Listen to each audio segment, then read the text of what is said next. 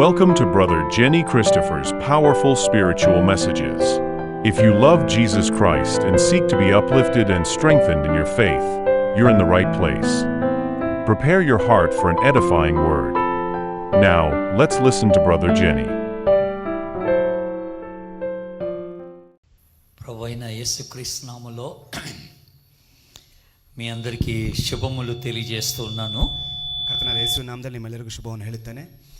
దేవుని మహాకృపను బట్టి మరొక అవకాశం ఈ రీతిగా మీ మధ్య ఉండడానికి ప్రభు నాకు ఇచ్చినందుకై నేను ప్రభుని స్తుతిస్తున్నాను. ದೇವರ ಮಹಾಕೃಪಾತಿಶಯದ ಮೇರೆಗೆ ನನಗೆ ಕೊಟ್ಟಂತ ಮತ್ತೊಮ್ಮೆ ಸಂದರ್ಭಕ್ಕಾಗಿ ದೇವರನ್ನು ನಾನು ಸ್ತುತಿಸುತ್ತೇನೆ. దేవుని దాసులు దైవజనులు రెవరెండ్ డాక్టర్ రంగరాజ్ గారికి సిస్టర్ గారికి ప్రత్యేకమైన కృతజ్ఞతలు తెలియజేస్తున్నాను. ದೇವರ ದಾಸರಾದಂಥ ರಂಗರಾಜಯ್ಯನವರಿಗೆ ಮತ್ತು ಪಾಸ್ಟಮ್ಮನವರಿಗೆ ನನ್ನ ಕೃತಜ್ಞತೆಯನ್ನು ಸಲ್ಲಿಸುತ್ತೇನೆ. ఎంతో అర్థసహితమైనటువంటి చక్కని ఆరాధన మనం కలిగి ఉన్నాం. ನಾವು ಅರ್ಥಭರಿತವಾದಂಥ ಆರಾಧನೆಯನ್ನು ನಾವು ಹೊಂದಿದವರಾಗಿದ್ದೇವೆ. అందుని బట్టి నిజంగా ప్రభుని గణపరుస్తూ ఉన్నాను. ಅದಕ್ಕೋಸ್ಕರ ಕರ್ತನನ್ನು ಗಣಪಡಿಸುತ್ತೇನೆ.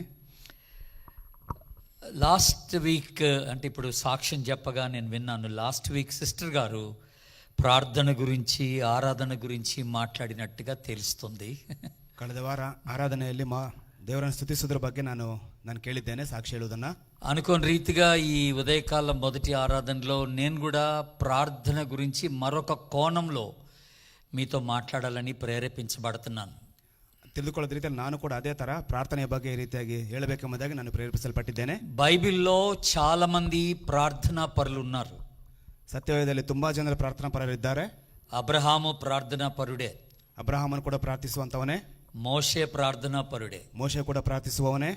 దావీదు ప్రార్థనా పరుడే, దావీదను కూడా ప్రార్థనా పరನಾಗಿದ್ದನು. దానియేలు ప్రార్థనా పరుడే, దానియేలను కూడా ప్రార్థనా పరನಾಗಿದ್ದನು. పౌలు గారు ప్రార్థనా పరుడే, పౌలను కూడా ప్రార్థనా పరನಾಗಿದ್ದನು. వీళ్ళ ప్రార్థనలన్నీ కూడా బైబిల్లో లిఖించబడ్డాయి. ಇವರ ಪ್ರಾರ್ಥನೆಗಳೆಲ್ಲ ಕೂಡ ಸತ್ಯವೇದದಲ್ಲಿ ಲಿಖಿಸಲ್ಪಟ್ಟಿವೆ. దేవుడు వీళ్ళ ప్రార్థన విన్నాడు.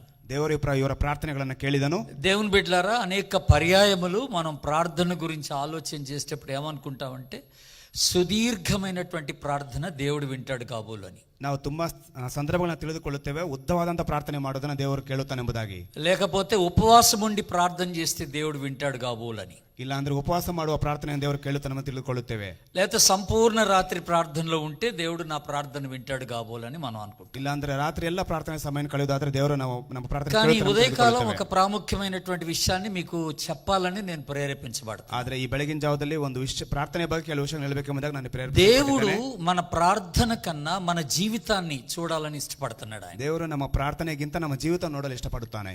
కనుక ప్రార్థించే వ్యక్తి ఎలా ఉండాలి అసలు, అది పాయింట్. ಆದ್ದರಿಂದ ಪ್ರಾರ್ಥನೆ ಮಾಡುವ ವ್ಯಕ್ತಿ ಯಾವ ರೀತಿಯಾಗಿರ್ತಾನೆ ಎಂಬುದೇ ಪ್ರಾಮುಖ್ಯವಾಗಿದೆ. ఎలాంటి వ్యక్తి చేసే ప్రార్థన దేవుడు వింటాడు, ಎಂತಹ ವ್ಯಕ್ತಿ ಮಾಡುವಂತ ಪ್ರಾರ್ಥನೆ ದೇವರು ಕೇಳುತ್ತಾನೆ. చాలా పర్యాయములు మనం అనుకుంటుంటాం దేవుడు ఎందుకు నా ప్రార్థన వినడం లేదని. ತುಂಬಾ ಸಂದರ್ಭದಲ್ಲಿ ನಾವು ತಿಳಿದುಕೊಳ್ಳುತ್ತೇವೆ ದೇವರು ಏನಕ್ಕೆ ನನ್ನ ಪ್ರಾರ್ಥನೆಯನ್ನು ಕೇಳುತ್ತಿಲ್ಲ ಎಂಬುದಾಗಿ. అంటే నా ప్రార్థనలో లోపం ఎక్కడ ఉందని ఆలోచన చేస్తూ ఉంటాం. ನಾವು ತಿಳಿದುಕೊಳ್ಳುತ್ತೇವೆ ನನ್ನ ಪ್ರಾರ್ಥನೆಯಲ್ಲಿ ಇರುವಂತಹ ಲೋಪವೇನೆಂಬುದಾಗಿ. కానీ ఏనాడు నాలో లోపం ఉందా అని అనుకోం ఎప్పుడు మనం. ಯಾವಾಗಲೂ ನಾವು ನನ್ನಲ್ಲಿ ಏನು ಲೋಪವಿದೆ ನಾವು ತಿಳಿದುಕೊಳ್ಳುವುದಿಲ್ಲ. నేను అన్నట్టుగా దానియేలు కూడా మంచి ప్రార్థనా పరుడండి. ನಾನು ತಿಳಿದುಕೊಂಡ ಹಾಗೆ దానియేలు కూడా ತುಂಬಾ ಒಳ್ಳೆ ప్రార్థనా వ్యక్తి. ఆయన చేసిన ప్రార్థనలు ఒక 3-4 ప్రార్థనలు దానియేలు గ్రంథంలో మనం చూస్తాం. ಆತನು ಮಾಡಿದಂತ ಪ್ರಾರ್ಥನೆಗಳು 3-4 దానియేలు గ్రంథದಲ್ಲಿ ನಾವು ನೋಡುತ್ತೇವೆ. ఆ ప్రార్థనలు ఇప్పుడు చదవం మనం. ನಾವು ಇವಾಗ ಆ ಪ್ರಾರ್ಥನೆಗಳನ್ನು ನಾವು ಓದುವುದಿಲ್ಲ. మీరు ఒట్టిగా రాసుకుంటే 2వ అధ్యాయంలో దానియేలు గ్రంథంలో 19వ వచనం నుండి 23వ వచనం వరకు ఒక ప్రార్థన చేస్తాడు దానియేలు. దానియేలు గ్రంథం 2ನೇ అధ్యాయం 9-13 ನಾವು ಒಂದು ಪ್ರಾರ್ಥನೆ ನೋಡುತ್ತೇವೆ, ನೀವು ಬೇಕಾದ್ರೆ ಬರೆದುಕೊಳ್ಳಬಹುದು. తర్వాత మనందరికీ బాగా పరిచయమైన దానియేలు యొక్క ప్రార్థన ఎక్కడుందంటే 6వ అధ్యాయం 10వ వచనంలో ఉంది. ನಾವು ನಮಗೆಲ್ಲ ಸುದೀರ್ಘವಾಗಿ ಗೊತ್ತಿರುವಂತಹ ವಿಷಯ దానియేలు గ్రంథ 9ನೇ అధ్యాಯದಲ್ಲಿ ನಾವು ನೋಡುತ್ತೇವೆ ಪ್ರಾರ್ಥನೆ ಮಾಡುವಂತ ವಿಧಾನವನ್ನು. ఆయన యథా ప్రకారం అనుదినము 3 ప్రార్థన చేశాడు అని చెప్తాం. ಆತನು ಯಥಾ ಪ್ರಕಾರವಾಗಿ ದಿನಕ್ಕೆ 3 ಆವರ್ತಿ ಪ್ರಾರ್ಥನೆ ಮಾಡಿದ ನೋಡುತ್ತೇವೆ. అలాగే ఒక సుదీర్ఘమైన ప్రార్థన దానియేలు గ్రంథంలో 9వ అధ్యాయంలో 4వ వచనం నుండి 19వ వచనం వరకు ఒక లాంగ్ ప్రేయర్ చేస్తాడు దానియేలు. ಅದೇ ರೀತಿ దానియేలు గ్రంథ ప్రార్థన గ్రంథದಲ್ಲಿ 9:4-13 ನೋಡಿದ್ದೇವೆ ಸುದೀರ್ಘವಾದ ಪ್ರಾರ್ಥನೆಯನ್ನು ಮಾಡೋದನ್ನ. కనుక ఒకవేళ దానియేలు ఇన్నిసార్లు ప్రార్థన చేయబట్టి దేవుడు విన్నాడా? దానిಯಲ್ಲಿ ಇಷ್ಟು ಸತಿ ಪ್ರಾರ್ಥನೆ ಮಾಡೋದನ್ನ ದೇವರು ಕೇಳಿದನ? నేను రోజుకు ఒక్కసారే ప్రార్థన చేస్తున్నాను కనుక దేవుడు నా ప్రార్థన వినడం లేదా? ನಾನು ದಿನಕ್ಕೆ ಒಂದು ಬಾರಿ ಮಾತ್ರ ಪ್ರಾರ್ಥನೆ ಮಾಡ್ತೇನೆ, ದೇವರು ನನ್ನ ಪ್ರಾರ್ಥನೆ ಕೇಳುವುದಿಲ್ಲ. ఒకవేళ రోజుకి నేను కూడా 3 సార్లు ప్రార్థన చేస్తే దేవుడు వింటాడా?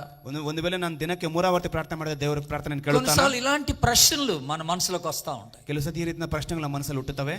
కనుక ఈ ఉదయకాలం నేను ఏం మాట్లాడాలనుకున్నాడో, ఎలాంటి వ్యక్తి చేసే ప్రార్థన దేవుడు వింటాడు. ಆದ್ರಿಂದ ಈ ಬೆಳಗ್ಗೆ ನಾನು ಏನು ಹೇಳಬೇಕಂತ ಬಯಸುತ್ತಿದ್ದೇನೆ ಅಂದ್ರೆ, ಎಂಥ ವ್ಯಕ್ತಿ ಪ್ರಾರ್ಥನೆ ಮಾಡೋದನ್ನ ದೇವರು ಕೇಳುತ್ತಾನೆ ಎಂಬುದಾಗಿ. ప్రార్థన చేసే వ్యక్తి ఎలా ఉండాలా అది ముఖ్యం. ಪ್ರಾರ್ಥನೆ ಮಾಡುವ ವ್ಯಕ್ತಿ ಯಾವ ರೀತಿಯಾಗಿ ಇರಬೇಕೆಂಬುದು ಮುಖ್ಯ. ఎందుకంటే ప్రార్థన ప్రవర్తన రెండు కలిసి వెళ్తూ ఉంటాయన్నమాట ఎప్పుడు. ಆದ್ದರಿಂದ ಪ್ರಾರ್ಥನೆ ಮತ್ತು ವರ್ತನೆ ಇವೆರಡು ಜೊತೆಗೆ ಹೋಗುತ್ತವೆ. కనుక ప్రార్థన కన్నా ప్రవర్తన ముఖ్యం అనేది మన అంశం ఈ రోజున. ಆದ್ದರಿಂದ ಪ್ರಾರ್ಥನೆಗಿಂತ ವರ್ತನೆ ಮುಖ್ಯ ಎಂಬ ಅಂಶವು ಇವತ್ತು ಮುಖ್ಯ ಅಂತ ತಿಳ್ಕೊಳ್ಳೋಣ. మళ్ళీ చెప్తున్నాను, ప్రార్థన కన్నా ప్రవర్తన ముఖ్యం అనే మాట. ಮತ್ತೆ ಹೇಳ್ತಿದ್ದೇನೆ, ಪ್ರಾರ್ಥನೆಗಿಂತ ವರ್ತನೆ ಮುಖ್ಯ. మనము కొన్ని విషయాలు మొట్టమొదటిగా దానియేలు గురించి చూద్దాం, ఆ తర్వాత వేరే వ్యక్తుల గురించి కూడా నేను ప్రస్తావిస్తాను. ಅದರಿಂದ ಮೊದಲು ನಾವು ದಾನಿಯೇಲನ ಬಗ್ಗೆ ನೋಡ್ಕೊಳ್ಳೋಣ, ಮತ್ತೊಮ್ಮೆ ನಾವು ಬೇರೊಬ್ಬರ ಬಗ್ಗೆ ನೋಡ್ಕೊಳ್ಳೋಣ. దానియేలు చేసిన ప్రతి ప్రార్థన దేవుడు విన్నాడు. ದಾನಿಯೇಲ್ ಮಾಡಿದ ಪ್ರತಿ ಪ್ರಾರ್ಥನೆ ದೇವರು ಕೇಳಿದನು.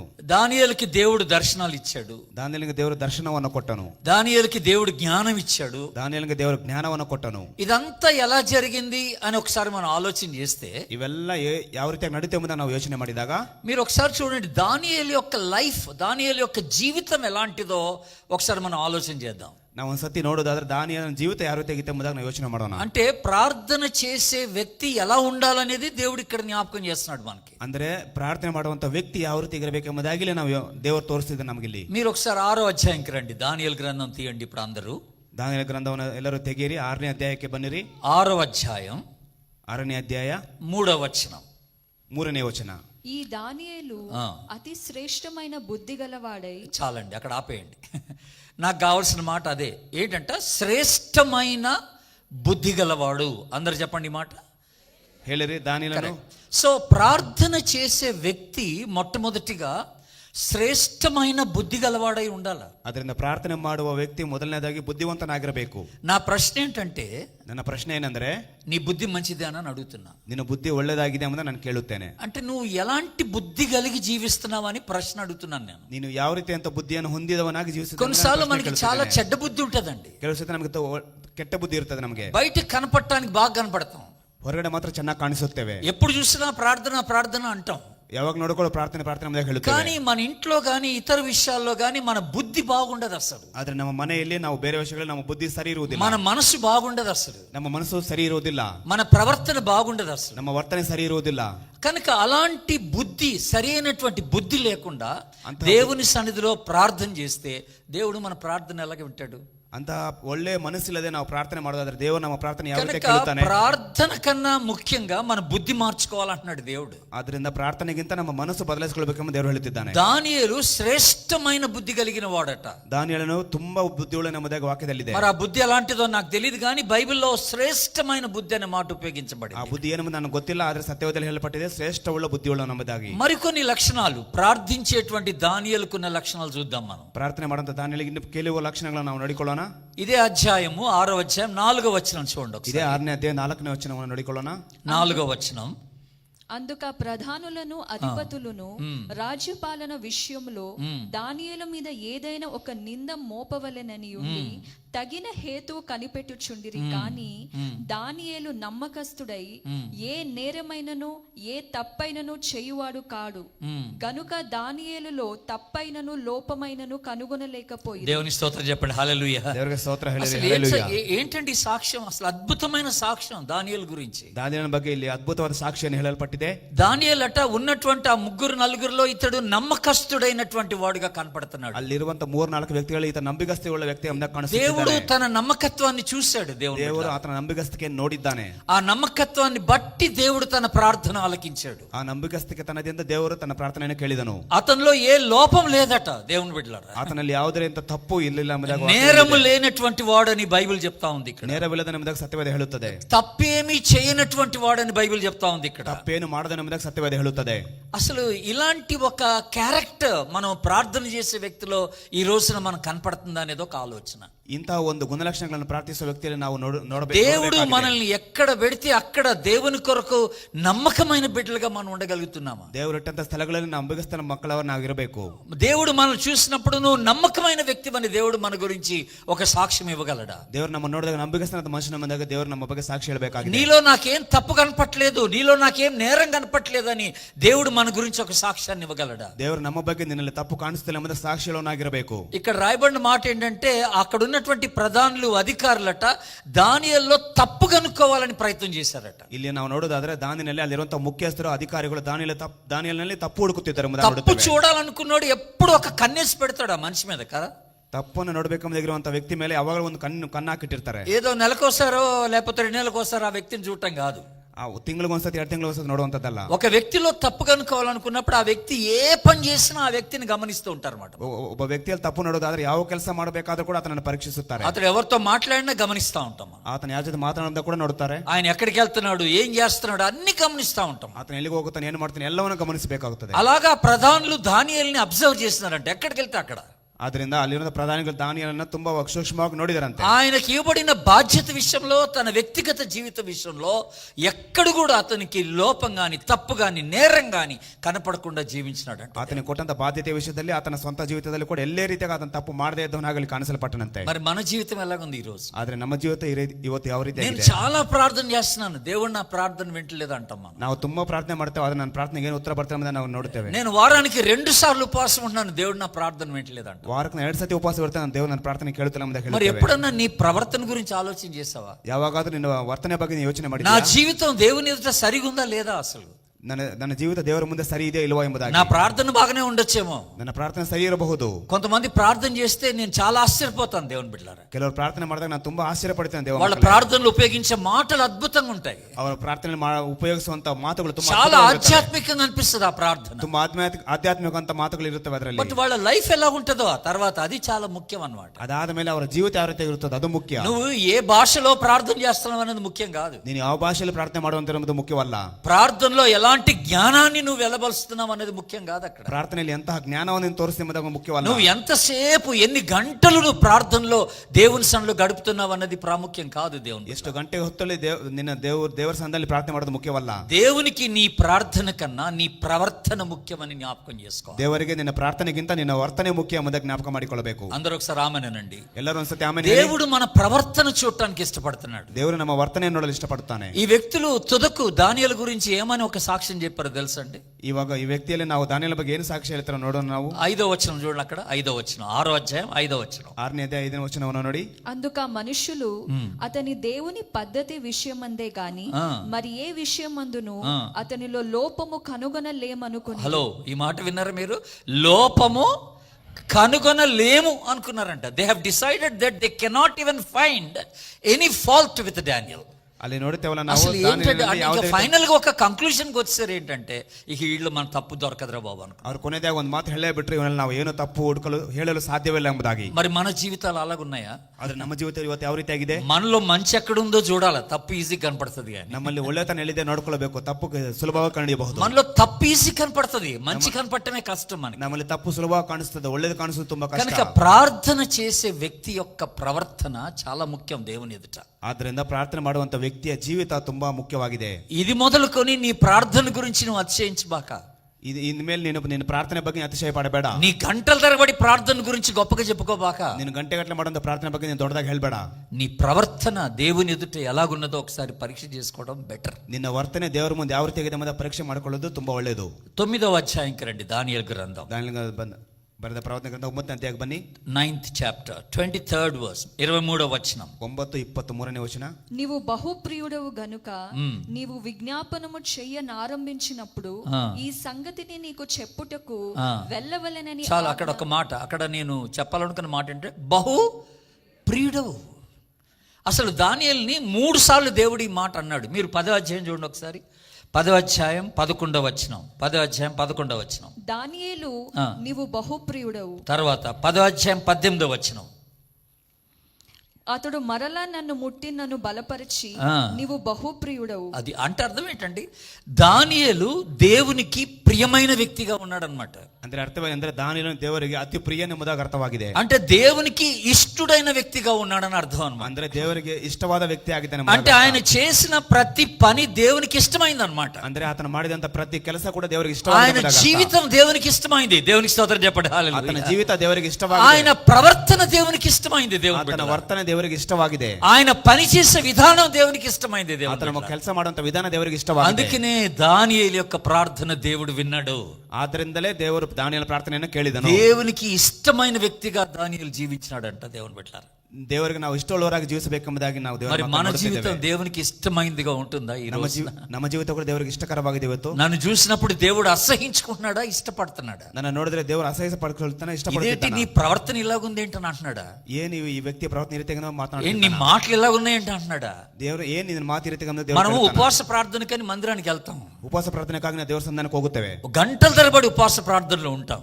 ಗಂಟೆಗಟ್ಟಲೆ ಉಪವಾಸ ಪ್ರಾರ್ಥನೆ ಇರುತ್ತೇವೆ. ఇంటికి వెళ్ళంగానే అత్త మీద, కోడల మీద, అందరి మీద అరిసేస్తాం. ಮನೆಗೆ ಹೋದ ತಕ್ಷಣ ಎಲ್ಲರ ಮೇಲೆ ನಾವು ಕಿರಿಚಾಡುತ್ತೇವೆ. ఇష్టం వచ్చినట్టుగా మాట్లాడేస్తాం. ಇಷ್ಟ ಬಂದ ಹಾಗೆ ಮಾತಾಡುತ್ತೇವೆ. అసలు ఇక్కడ ప్రార్థనకి నువ్వు ఇంట్లో కనపరిచే ప్రవర్తనకి అసలు ఏమైనా సంబంధం ఉందా? ಆದ್ರೆ ದೇವರ ಸನ್ನಿಧಾನ ನೀನು ಕಾಣಿಸುವಂತ అంటే మనం ఏమనుకుంటున్నాం అంటే ప్రార్థనే నా జీవితం అనుకుంటున్నాం అనమాట. మనం ಅಂದ್ರೆ ಪ್ರಾರ್ಥನೆ ಬೇರೆ, ನನ್ನ ಜೀವಿತ ಬೇರೆ ಎಂಬುದಾಗಿ ನಾವು ತೋರಿಸ್ಕೊಳ್ತೇವೆ. దేవుని దృష్టిలో అలాగే ఎప్పుడు ఉండదండి. ದೇವರ ದೃಷ್ಟಿಯಲ್ಲಿ ಆ ರೀತಿಯಾಗಿ ಇರುವುದಿಲ್ಲ ಮಕ್ಕಳೇ. నీ ప్రవర్తన బట్టే నీ ప్రార్థనకి విలువ ఉంటది దేవుని సన్నిధిలో. ನಿನ್ನ ವರ್ತನೆ ಬಗ್ಗೆ ನಿನ್ನ ಪ್ರಾರ್ಥನೆಗೆ ಬೆಲೆ ಇರುತ್ತದೆ. ఆమేనండి అందరూ. ಆಮೆನ್ ಎಂಬುದಾಗಿ ಹೇಳಿ. నీ ప్రవర్తన బట్టి నీ ప్రార్థనకి విలువ.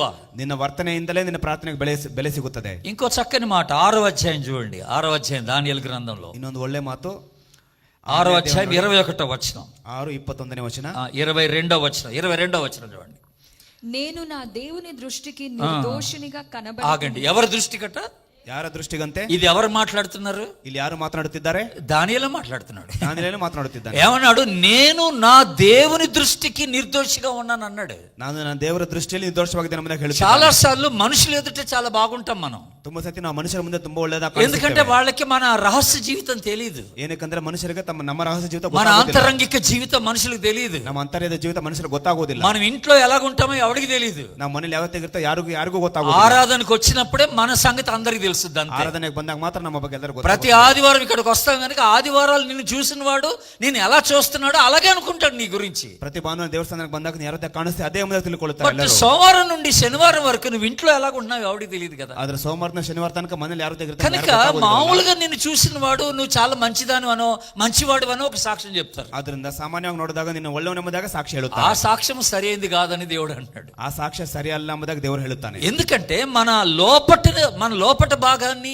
మన బాహ్యమైన జీవితాన్ని ఎరిగిన వాడు దేవుడు ఒక్కడే. ಆದ್ರಿಂದ ನಮ್ಮ ಹೊರಗಿನ ಭಾಗವನ್ನು ಒಳಗಿನ ಭಾಗವನ್ನು ದೇವರೊಬ್ಬನೇ ಗೊತ್ತಿದ್ದವನಾಗಿದ್ದಾನೆ. ఆమేనండి అందరూ. ಆಮೆನ್ ಎಂಬುದಾಗಿ ಹೇಳಿ ఆయన సాక్ష్యం చెప్తే అది కరెక్ట్ సాక్ష్యం అన్నమాట. ಆತನ ಸಾಕ್ಷಿಯನ್ನು ಹೇಳಿದ್ರೆ ಸರಿಯಾದ ರೀತಿಯಲ್ಲಿ ಹೇಳುತ್ತಾನೆ. కనుక దానియేలు ఏమన్నాడంటే నేను నా దేవుని దృష్టికి నిర్దోషంగా కనపడ్డాను అన్నాడు. ಆದ್ರಿಂದ ದಾನಿಯೇಲನು ಹೇಳುತ್ತಿದ್ದ ನನ್ನ ದೇವರ ದೃಷ್ಟಿಗೆ ನಾನು ನಿರ್ದೋಷ ಕಾಣಿಸ್ತೇನೆ ಎಂಬುದಾಗಿ ಹೇಳಿದ್ದಾನೆ. వాట్ ఎ టెస్టిమనీ, ఎంత గొప్ప సాక్ష్యం అండి. ಎಷ್ಟು ದೊಡ್ಡ ಸಾಕ್ಷಿ ಇದೆ ನೋಡಿ, ಒಳ್ಳೆ ಸಾಕ್ಷಿ. నువ్వు ఆ మాట అనగలవు, నేను ఆ మాట అనగలనా ఈ రోజున? ಇವತ್ತು ನಾನು ನಿನ್ನ ಆ ಮಾತು ಹೇಳಕ್ಕಾಗತ್ತಾ? నా దేవుని ఎదుట నేను కరెక్ట్ గా ఉన్నాను అని అనగలనా? ನನ್ನ ದೇವರ ಮುಂದೆ ಸರಿಯಾಗಿದೆ ಎಂಬುದನ್ನು ನಾವು ಹೇಳಕ್ಕಾಗತ್ತಾ? నేను మార్చుకోవాల్సింది ఏది లేదని నేను అనగలనా? ನಾನು ಯಾವುದೋ ಬದಲಾವಣೆ ಮಾಡ್ಕೊಳ್ಬೇಕಾದ ಅವಶ್ಯಕತೆ ಇಲ್ಲ ಎಂಬುದಾಗಿ నేను ಹೇಳಬಹುದಾ? సరి చేసుకోవాల్సింది ఏది లేదని నేను అనగలనా? ಯಾವುದೇ ರೀತಿಯಾಗಿ ನಾನು ಸರಿಪಡಿಸಿಕೊಳ್ಳಬೇಕಾದಂತ నా ವಿಷಯ బుద్ధి ಇಲ್ಲ పాడైందని నేను చెప్పగలిగి ఆ బుద్ధిని మార్చుకోగలనా? ನನ್ನ ಬುದ್ಧಿ ಸರಿಯಾಗಿದೆ ಎಂಬುದಾಗಿ ದೇವರ ಮುಂದೆ ಹೇಳಬಹುದಾ?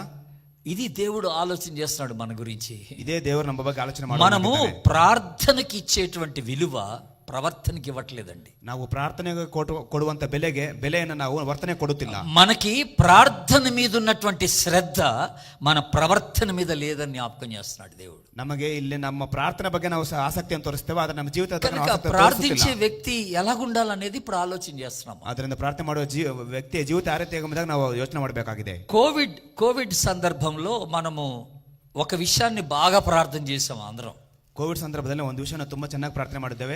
ఈ వచనాన్ని చాలా మంది చాలా సార్లు చాలా రీతిలుగా వాడి దాని గురించి అనేకమైన ప్రసంగాలు కూడా చేస్తున్నారు ఆ టైంలో. ಈ ವಚನದ ಬಗ್ಗೆ ತುಂಬಾ ಜನ ತುಂಬಾ ಸತಿ ವಿಧವಾಗಿ ಪ್ರಸಂಗ ಮಾಡಿದ್ದಾರೆ.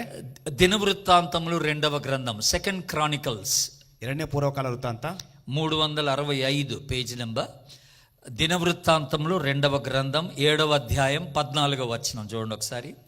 నా పేరు పెట్టబడిన నా జనులు తమ్ము తాము తగ్గించుకొని ప్రార్థన చేసి నన్ను వెదకి తమ చెడు మార్గములను విడిచిన ఎడల ఆకాశము నుండి నేను వారి ప్రార్థనను విని వారి పాపమును క్షమించి వారి దేశమును స్వస్థపరచుదును. చాలండి. మనం ఎంతసేపటికి ఈ వచనం చదివినప్పుడు ఏమనుకున్నాం అంటే, ఆకాశం నుండి దేవుడు నా ప్రార్థన వింటాడు, నా పాపాలు క్షమిస్తాడు, మా దేశాన్ని స్వస్థపరుస్తాడు. ನಾವು ಈ ವಚನ ನೋಡಿದಾಗ ಯಾವಾಗಲೂ ಕೂಡ ತಿಳ್ಕೊಳ್ತೇವೆ, ಆಕಾಶದ ದೇವರು ನಮ್ಮ ನೋಡ್ತಾನೆ, ನಮ್ಮ ಪ್ರಾರ್ಥನೆ ಕೇಳುತ್ತಾನೆ, ನಮಗೆ ఈ మాట పట్టుకొని ఇక ప్రతి ఉపవాస ప్రార్థనలో, సంపూర్ణ రాత్రి ప్రార్థనలో, ఆ కోవిడ్ వచ్చిన టైంలో ఇదే మాట ఎవరు చూసినా ఈ మాట ఎత్తిపట్టం. నువ్వు ఆకాశం నుండి ప్రార్థన వినేవాడివి, పాపాలు క్షమించేవాడివి, నువ్వు స్వస్థపరిచేవాడివి కనుక ప్రభా మా దేశాన్ని స్వస్థపరచు, బాగు చేయి, ఈ జబ్బు తీసేయమని అందరూ ఎలుగెత్తి దేవుని సన్నిధిలో ప్రార్థన చేశారు. ಕೋವಿಡ್ ಸಂದರ್ಭದಲ್ಲಿ ಈ ವಾಕ್ಯವನ್ನು ಹೇಳಿ ಪ್ರತಿಯೊಬ್ಬರು ಪ್ರತಿ ಸಂದರ್ಭದಲ್ಲಿ ಎಲ್ಲಾ ಒಂದು ಪ್ರಾರ್ಥನೆಯಲ್ಲೂ ಕೂಡ ಈ ಮಾತನ್ನು ಹೇಳಿ ಪ್ರಾರ್ಥಿಸಿದರು. బట్ అస్సలు విషయాన్ని ఇక్కడ మనం మర్చిపోతున్నాం ఒకటి. ಆದ್ರೆ ಇಲ್ಲಿ ಒಂದು ತುಂಬಾ ಮುಖ್ಯವಾದ ವಿಷಯ ನಾವಿಲ್ಲಿ ಮರೆತು ಹೋಗುತ್ತಿದ್ದೇವೆ. ఇంత ప్రార్థన చేయడానికి దేవుడు ఆశించింది ఏంటనంటే, నా పేరు పెట్టబడిన నా జనులు తమ్మును తాము తగ్గించుకోవాలన్నాడు. ಇಲ್ಲಿ ದೇವರು ಹೇಳ್ತಿದ್ದಾನೆ, ನನ್ನ ಹೆಸರು ಹೇಳ್ಕೊಂಡು ನನ್ನ ಮಕ್ಕಳು ఆ పాయింట్ మిస్ అయిపోతున్నాం మనం. తగ్గించుకోవడం అనేది మిస్ అయిపోతున్నాం. ಆ ವಿಷಯವನ್ನು ನಾವು ಮರೆತು ಹೋಗುತ್ತಿದ್ದೇವೆ. ఇక్కడ ప్రార్థన కన్నా నీ తగ్గింపు ముఖ్యం అన్నాడు దేవుడు. ಇಲ್ಲಿ ನಿನ್ನ ಪ್ರಾರ್ಥನೆಗಿಂತ ನೀನು ತಗ್ಗಿಸಿಕೊಳ್ಳೋದು ಮುಖ್ಯ ದೇವರು ಹೇಳ್ತಾರೆ. మనలో ఎంత తగ్గింపు ఉందండి? ನಮ್ಮಲ್ಲಿ ಎಷ್ಟು ತಗ್ಗಿಸಿಕೊಳ್ಳುವಿಕೆ ಇದೆ ರೀ? ప్రార్థనకు వచ్చినప్పుడు నీ వైఖరి ఎలాగుంది అసలు? ಪ್ರಾರ್ಥನೆ ಬಂದಾಗ ನಿನ್ನ ವೈಖರಿ ಯಾವ ರೀತಿ ಆಗಿದೆ? నేను ఆడికన్నా బెటర్ అని నువ్వు అనుకుంటున్నావా? ನೀನು ಬೇರೆಯವರಿಗಿಂತ ಒಳ್ಳೆಯವ ನಮ್ಮದೇ ತಿಳ್ಕೊಂಡು, నేను ఆమెకన్నా పర్వాలేదని నువ్వు అనుకుంటున్నావా? ನೀನು ಆಕೆಗಿಂತ ಒಳ್ಳೆಯ ನಮ್ಮ ತಿಳ್ಕೊಳ್ತಿದ್ಯಾ? ఆమె అసలు ఎప్పుడు ప్రార్థనకి రాదు, ఉపవాస ప్రార్థనకి నేనన్నా రెగ్యులర్గా వెళ్తానులే, ఆమెకన్నా నేనే బెటర్ నువ్వు అనుకుంటున్నావా? ఆಕೆ ಯಾವಾಗಲೂ ಉಪವಾಸ ಪ್ರಾರ್ಥನೆ ಬರ್ತೀನಿ, ನಾನು ಯಾವಾಗಲೂ ಬರುತ್ತೇನೆ, ಆಕೆಗಿಂತ ನೀನೇ ಒಳ್ಳೆಯವರನ್ನು అసలు ತಿಳ್ಕೊಳ್ತಿದ್ಯಾ? మనలో ఆ తగ్గింపు అనేది లేకపోతే దేవుడు మన ప్రార్థన వినడంట. దేవుని బిడ్డ, ನಮ್ಮಲ್ಲಿ ತಗ್ಗಿಸಿಕೊಳ್ಳುತ್ತೆ ಇದ್ರೆ ದೇವರು ನಮ್ಮ ಪ್ರಾರ್ಥನೆ నువ్వు చెడుతనమును విసర్జించకపోతే దేవుడు నీ ప్రార్థన వినడంట. ಕೆಟ್ಟ దేవుడు ಕಾರ್ಯಗಳನ್ನು ನೀನು ವಿಸ್ತರಿಸಿ ಹೋದ್ರೆ ದೇವರು ನಿನ್ನ ಪ್ರಾರ್ಥನೆ ಕೇಳೋದಿಲ್ಲ. నీలో చెడు అలాగే ఉంది, ನಿನ್ನಲ್ಲಿ చెడు ಕಾರ್ಯಗಳು, నీలో చెడు ప్రవర్తన అలాగే ఉంది, చెడు అలవాట్లు అలాగే ఉన్నాయి, ನಿನ್ನಲ್ಲಿ ಕೆಟ್ಟ ಅಭ್ಯಾಸ ಅದೇ ರೀತಿಯಾಗಿವೆ. నీ బుద్ధి మారలేదు, ನಿನ್ನ ಮನಸ್ಸು ಬದಲಾಗಲಿಲ್ಲ, నీ యాటిట్యూడ్, నీ వైఖరి మారలేదు, ನಿನ್ನ ಒಂದು ವೈಖರಿ ಬದಲಾಗಲಿಲ್ಲ. కానీ నువ్వు దేవుని దగ్గరకు వచ్చి నువ్వు ప్రార్థన చేస్తున్నావు. ಆದ್ರೆ ದೇವರ ಹತ್ರ ಬಂದು ನೀನು ಪ್ರಾರ್ಥನೆ ಮಾಡುತ್ತಿದ್ಯಾ? మళ్ళీ నీ ప్రార్థన దేవుడు వినాలని నువ్వు ఆశపడుతున్నావు. ಆದ್ರೆ ನಿನ್ನ ದೇವರ ಪ್ರಾರ್ಥನೆ ಕೇಳಬೇಕು ಅಂತ ಆಸೆ ಪಡುತ್ತೀಯಾ? నా ప్రార్థన ఎందుకు వినడం లేదని నువ్వు క్వశ్చన్ చేస్తున్నావు. ನನ್ನ దేవుని ಪ್ರಾರ್ಥನೆ ಏನಕ್ಕೆ ದೇವರು ಕೇಳುತ್ತಿಲ್ಲ ಎಂಬುದನ್ನು ಪ್ರಶ್ನೆ ಹಾಕುತ್ತಿದ್ಯಾ? దేవుని బిడ్డలారా, మనం ఏం ప్రార్థన చేసామన్నది కాదు, ದೇವರ ಮಕ್ಕಳೇ ನಾವು ಏನು ಪ್ರಾರ್ಥನೆ ಮಾಡ್ತೇವೆ ಎಂಬುದಾಗಿ ಮುಖ್ಯವಲ್ಲ, నువ్వు ఎలా ప్రార్థన చేస్తున్నావు అన్నది ముఖ్యం అన్నమాట. ನೀನು ಯಾವ ರೀತಿಯಾಗಿ ಪ್ರಾರ್ಥನೆ ಮಾಡ್ತಿದ್ಯಾ ಎಂಬುದೇ ಮುಖ್ಯವಾಗಿದೆ. ఏ హృదయంతో ప్రార్థన చేస్తున్నావు, ಯಾವ ಹೃದಯದಿಂದ ಪ್ರಾರ್ಥನೆ ಮಾಡ್ತಿದ್ದೇವೆ, ఏ మనసుతో ప్రార్థన చేస్తున్నావు, ಯಾವ ಮನಸ್ಸಿಂದ ಪ್ರಾರ್ಥನೆ ಮಾಡುತ್ತಿದ್ದೇವೆ, ఎలాంటి వైఖరితో ప్రార్థన చేస్తున్నావు, ಯಾವ ರೀತಿಯಂತ ವೈಖರಿಯಿಂದ ఎలాంటి బుద్ధి కలిగి ప్రార్థన చేస్తున్నావు అని దేవుడు అడుగుతున్నాడు. ಎಂತ ಬುದ್ಧಿಯಿಂದ ಪ್ರಾರ್ಥನೆ ಮಾಡ್ತೇವೆ ಎಂದು ದೇವರು ಕೇಳುತ್ತಿದ್ದಾನೆ. కనుక ప్రార్థన కన్నా ప్రార్థించే వ్యక్తి యొక్క ప్రవర్తన ముఖ్యం. ಆದ್ರಿಂದ ಪ್ರಾರ್ಥನೆಗಿಂತ ಪ್ರಾರ್ಥನೆ ಮಾಡೋ ವ್ಯಕ್ತಿಯ ಒಂದು ವೈಖರಿ ಮುಖ್ಯವಾಗಿದೆ. మరి ఈ రోజున మనందరం కూడా ప్రార్థన చేసాం. మీరందరూ ప్రార్థన చేస్తారని నాకు బాగా తెలుసు. ನೀವೆಲ್ಲರೂ ಪ್ರಾರ್ಥನೆ ಮಾಡ್ತೀರ ಅಂತ ಚೆನ್ನಾಗಿ ಗೊತ್ತು ನನಗೆ. ఈ ప్రార్థన వల్ల తృప్తి చెందడం మనకి అలాగా ఉండకూడదు, తృప్తి చెందకూడదు. మనం ಇಂಥ ಪ್ರಾರ್ಥನೆ ಮಾಡೋದನ್ನ ತೃಪ್ತಿ ಪಡಬಾರ್ದು ಅಂತ ಹೇಳಿ, నిజంగా నా జీవితం దేవునికి ఇష్టమైందిగా ఆయన సన్నిధిలో ఉందా లేదా ఒకసారి ఆలోచన చేసుకో. ನಿಜವಾಗ್ಲೂ ದೇವರ ಸಂಧಾನ ನನ್ನ ಜೀವಿತ ಸರಿ ಇದೆ ಇಲ್ಲ ಎಂಬುದನ್ನು ನಾವು ಆಲೋಚನೆ ಮಾಡಬೇಕಾಗಿದೆ. కొన్నిసార్లు ప్రార్థనలో గర్వం బాగుంటుంది మనకి. ನಮಗೆ ಕೆಲವು ಸಂದರ್ಭದಲ್ಲಿ ಪ್ರಾರ್ಥನೆಯಲ್ಲಿ ನಮಗೆ దాన్ని ఏమంటామంటే స్పిరిచువల్ ప్రైడ్, ఆధ్యాత్మిక గర్వం అంటుంది. ಆಧ್ಯಾತ್ಮಿಕ ಒಂದು ಗರ್ವ ನಮ್ಮಲ್ಲಿ ಇರುತ್ತದೆ. ఒకసారి మీరు చూడండి లూకాసు సువార్త, ಒಂದ್ಸತಿ ಲೂಕನ ಬರೆದ ಸುವಾರ್ತೆ ನೋಡಿರಿ. లూకాసు సువార్త 18వ అధ్యాయం తీయండి.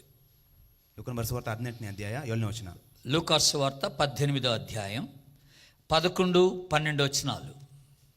పరిసయ్యుడు నిలువబడి, దేవా, నేను చోరులను, అన్యాయస్తులను, వ్యభిచారులనైన ఇతర మనుషుల వలెనైనను ఈ సుంకరుల వలెనైనను ఉండనందుకు నీకు కృతజ్ఞతాస్తుతులు చెల్లించుచున్నాను. వారమునకు 2 మారులు ఉపవాసము చేయుచు నా సంపాదన అంతటిలో 10వ వంతు చెల్లించుచున్నానని తనలో తాను ప్రార్థించుచుండెను. ఏంటండి, what kind of a prayer is this? ఎలాంటి ప్రార్థన అసలు ఇది? ఇది ఎంత ರೀತಿ ಅಂತ ಪ್ರಾರ್ಥನೆ ಇದು? నువ్వు ప్రార్థనకరం మోకరించినోడు ఇంకోటి సంగతి నీకెందుకు చెప్పి. ఇప్పుడు ನೀನು ಪ್ರಾರ್ಥನೆ ಎಂಬುದಾಗ ಮೊಣಕಾಲು ಉರಿದಾಗ ನೀನು ಬೇರೆಯೊಬ್ಬರು పక్కనోడి సంగతి నీకెందుకు అంట? ಬೇರೆಯವರ ವಿಷಯ ನಿನಗೇನಕ್ಕೆ? నువ్వు ప్రార్థనకని మోకరించావు, నీ సంగతి, నీ హృదయము, నీ మనసు దేవుని ఎదుటి ఎలాగుందో ఆలోచన చేసుకోరాదా? నేను ప్రార్థన మీద కూతుకొండాగా నిన్న విషయం, నేను ఆడికన్నా ఈడికన్నా నేను బెటర్ అనుకోని నీ చుట్టూ వాళ్ళందరి గురించి ఇక్కడ ప్రార్థనలో ప్రస్తావించాల్సినటువంటి అవసరం ఏముంది ఇక్కడ? ಅವನಿಗಿಂತ ನಾನು ಒಳ್ಳೆಯವನು, ಅವನಿಗಿಂತ ನಾನು ದೊಡ್ಡವನೆಂಬುದಾಗಿ ಪ್ರಾರ್ಥನೆಯಲ್ಲಿ ಹೇಳ್ಬೇಕಂತ నేను ఇలా చేస్తున్నాను, అలా చేస్తున్నాను కానీ ఆడి వల్లే కాదని నీ పక్కనోడి ప్రార్థన గురించి వాడి జీవితాన్ని గురించి నీకెందుకంట. ನಾನು ಇದು ಮಾಡುತ್ತಿಲ್ಲ ಅದು ಮಾಡ್ತಿಲ್ಲ ಎಂಬುದಾಗಿ ಬೇರೆಯವರ ಜೀವಿತ ಹೇಳಲಿಕ್ಕೆ ನಿನಗೆ దేవుడు వాళ్ళ సంగతి ఆయన దేవుడు చూసుకుంటాడు, నీకు అక్కర్లేదు వాళ్ళ సంగతి. ಬೇರೆಯವರ ವಿಷಯ ದೇವರು ನೋಡ್ಕೊಳ್ತಾರೆ, ಅದು ನಿನಗೆ ಬೇಕಾಗಿಲ್ಲ. నీ సంగతి ఏదో నువ్వు చూసుకోరాదా ప్రార్థనకు వచ్చినప్పుడు? ಪ್ರಾರ್ಥನೆ ಬಂದಾಗ ನಿನ್ನ ವಿಷಯ నువ్వెలాగున్నావో ఆలోచన చేసుకోరాదా దేవుని ఎదుట? ನೀನು ಯಾವ ರೀತಿ ಇರಬೇಕು ನೀನು ಯೋಚನೆ ಮಾಡಬಹುದು. చాలా సార్లు మన ఆధ్యాత్మిక జీవితంలో మనం ఎదగలేకపోవటానికి కారణం ఏంటో తెలుసండి? ತುಂಬಾ ಸತಿ ನಮ್ಮ ಜೀವಿತ ಬೆಳೆಯದೆ ಹೋದ ಕಾರಣವೇನು ಗೊತ್ತಾ? మనకన్నా ఆధ్యాత్మికంగా తక్కువ స్థాయిలో ఉన్నోడిని చూసుకొని మనం ఆడికన్నా బెటర్ అనుకుంటాం అనమాట. అది పాయింట్. నమగింత ఆత్మిక స్థానದಲ್ಲಿ ಕೆಳಗಿರೋನು ನೋಡಿ ಅವನಿಗಿಂತ ನಾನು ಬೆಟರ್ ಎಂಬುದಾಗಿ ಯೋಚನೆ ಮಾಡುವುದು. నువ్వు ఎప్పుడైనా ఎదుటి వ్యక్తిని చూసి ఆ వ్యక్తి కన్నా నేను బాగానే ఉన్నానులే అని నువ్వు అనుకుంటే ఇంకా నీ ఎదుగుదల ఆగిపోద్ది అనమాట అక్కడతో. ನೀನು ಬೇರೆ ವ್ಯಕ್ತಿಯನ್ನು ನೋಡಿ ಅವನಿಗಿಂತ ನಾನು ಒಳ್ಳೆಯವನೆಂಬುದು ತಿಳಿದುಕೊಂಡಾಗಲೇ ಅಲ್ಲಿ ಬೆಳವಣಿಗೆ ಕಡಿಮೆ ಆಗುತ್ತದೆ. ఇక నువ్వు మారవు, ನೀನು ಬದಲಾಗುವುದಿಲ್ಲ, నువ్వు ఎదగవు, ನೀನು ಬೆಳೆಯುವುದಿಲ್ಲ. ఇక దేవునికి ఇష్టమైన వ్యక్తిగా నువ్వు ఉండలేవు. ನೀನು ದೇವರಿಗೆ ಇಷ್ಟವಾದ ವ್ಯಕ್ತಿగా ನೀನು ಇರಲಿಕ್ಕೆ ಸಾಧ್ಯವಿಲ್ಲ. మీరు చూడండి 2వ కొరింథీ పత్రిక 2 Corinthians చాప్టర్ 10, 2వ కొరింథీ పత్రిక 10వ అధ్యాయం చూడండి ఒకసారి. 2ನೇ కొరింథీ బರೆದ పత్రిಕೆ 10ನೇ అధ్యాయವನ್ನು ನೋಡೋಣ. 12వ వచనం చూడండి. 2 Corinthians 10:12. తమ్మును తామే మెచ్చుకొను కొందరితో ఫస్ట్ అక్కడ ఆపుదాం ఒక నిమిషం. ఏంటంటే ఏం చేసుకుంటున్నారు వాళ్ళు? తమ్మును తామే అంటే వాళ్ళే భుజాలు తట్టుకొని శబాష్ రా నువ్వు అని అన్నారు అన్నమాట. నీ అంత తోడు లీడర్ బాబు అని వాళ్ళే భుజాలు తట్టేసుకుంటున్నారనమాట. కొంతమంది అలాగ ఉంటారనమాట. దేవుడు అంటున్నాడు కొంతమంది అలాగ ఉంటారు, తమ్మును తామే మెచ్చుకుంటున్నారనమాట వాళ్ళు. కనుక విశ్వాస జీవితం ఇది పెద్ద జబ్బు. ఇది విశ్వాస జీవితంలో ಒಂದು ದೊಡ್ಡ ರೋಗವಾಗಿದೆ. నీకు నీవే మెచ్చేసుకోవడం ఏంటిది?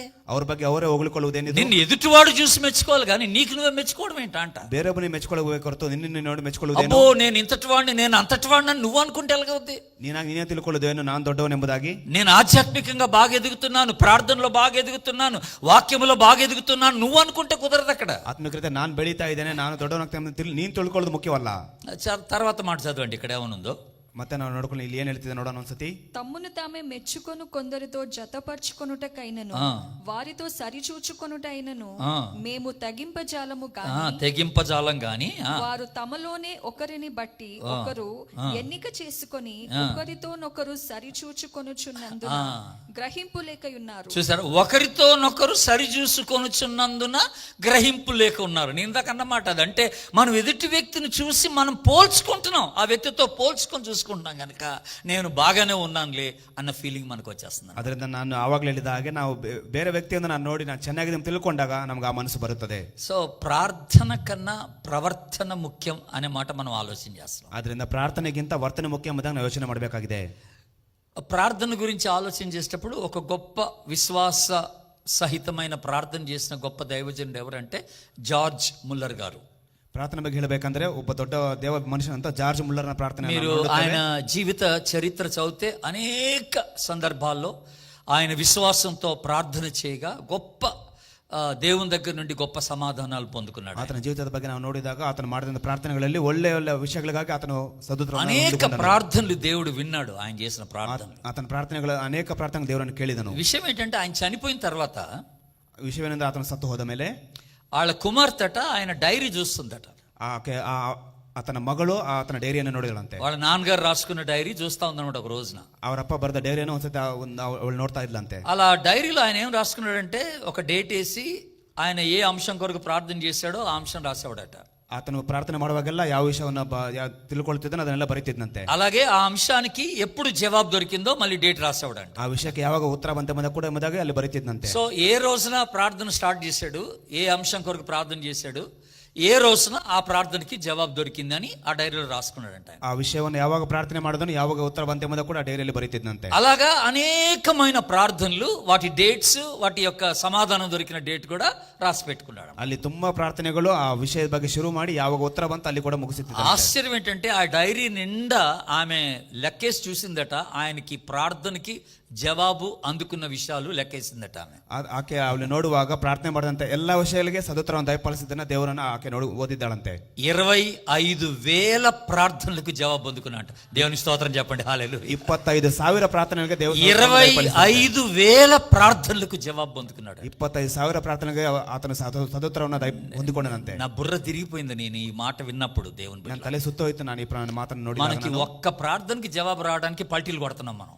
ಒಂದು ಪ್ರಾರ್ಥನೆಗೆ ಉತ್ತರ ಬರಲಿಕ್ಕೆ ನಾವು ಪಲ್ಟಿ ಹೊಡಿದ್ದೇವೆ. ఎంత కాలంగా ప్రార్థన చేస్తున్నాం, జవాబు దొరకట్లేదు కొట్టుకుంటున్నాం మనం. ಇಷ್ಟು ದಿನ ನಾವು ಪ್ರಾರ್ಥನೆ ಮಾಡ್ತಿದ್ದೇನೆ, ಉತ್ತರ ಬರುತ್ತೆ ನಾವು ಹೇಳುತ್ತೇವೆ. 25,000 ప్రార్థనలకు జవాబు పొందుకున్నాడంటే అసలు ఆయన జీవితం ఎలాగుండి ఉంటుందో ఆలోచన చేయండి. 25,000 ప్రార్థనలకు సౌత్రం ಹೊಂದಿಕೊಂಡಂದ್ರೆ ಆತನ ಜೀವಿತ ಯಾವ ರೀತಿ ಆಗಿರಬೇಕು. దేవునికి ఆయన జీవితం ఎంత ఇష్టమైనదిగా ఉంటుందో ఆలోచన చేయండి. ದೇವರಿಗೆ ಆತನ ಜೀವಿತ ಎಷ್ಟು ಇಷ್ಟವಾಗಿತ್ತು ಒಂದ್ಸರಿ ಯೋಚನೆ ಮಾಡೋಣ. దేవుని ఎదుట ఎంత పరిశుద్ధంగా ఆయన జీవించుంటాడో ఆలోచన చేయండి. ದೇವರ ಮುಂದೆ ఎంత పరిశుద్ధ జీవితం ఆతను జీవిಸಿದನೋ ನಾವು ಯೋಚನೆ ಮಾಡೋಣ. ఆయన సుదీర్ఘమైన ప్రార్థనలు కాదు ఆయనకి జవాబు ఇచ్చింది. ಆತನು ಮಾಡಿದಂತ ಉದ್ದವಾದ ಪ್ರಾರ್ಥನೆ ಆತನಿಗೆ ಉತ್ತರ ಕೊಡಲಿಲ್ಲ. ఆయన ఉపవాస ప్రార్థనలు కాదు ఆయనకి జవాబు ఇచ్చింది. ಆತನ ಉಪವಾಸ ಪ್ರಾರ್ಥನೆ ಆತನಿಗೆ ಉತ್ತರವನ್ನು ಕೊಡಲಿಲ್ಲ. చాలా సార్లు మనం ఇలాగ తప్పుడుగా ఆలోచన చేస్తా ఉంటాం. ತುಂಬಾ ಸತಿ ನಾವು ಈ ರೀತಿ ತಪ್ಪಾದ ಆಲೋಚನೆ మన ఇంట్లో ఏదైనా సమస్య వస్తే నేను ఉపవాసం ఉండి ప్రార్థన చేస్తే దేవుడు కరిగిపోతాడు కావాలనుకుంటా. ನಮ್ಮ ಮನೆಯಲ್ಲಿ ಬಂದಂತ ಸಮಸ್ಯೆಗೆ ಉಪವಾಸ ಪ್ರಾರ್ಥನೆ ಇದ್ದರೆ ಸರಿಯಾಗುತ್ತೆ ಅಂತ ತಿಳಿದುಕೊಳ್ಳುತ್ತೇವೆ. నీ ఉపవాసాన్ని బట్టి నువ్వు ఆకలి కలిగి అమ్మో అయ్యో అంటా ఉంటే దేవుడు కరిగిపోడు. అక్కడ ನೀನು ಉಪವಾಸದಿಂದ ನೀನು ಅಯ್ಯೋ ಎಂಬುದಾಗಿ ಪ್ರಾರ್ಥನೆ ಮಾಡಿದ್ರೆ ದೇವರು ಅಲ್ಲಿ ಕರಿಗೋ. దేవుడికి కావాల్సింది నీ ఉపవాసం కాదబ్బాయి. ದೇವರು ಬೇಕಾದ್ದು ನೀವು ಉಪವಾಸವಲ್ಲಪ್ಪ. మన జీవితం సరి చేసుకోవాలి దేవుని ఎదుట.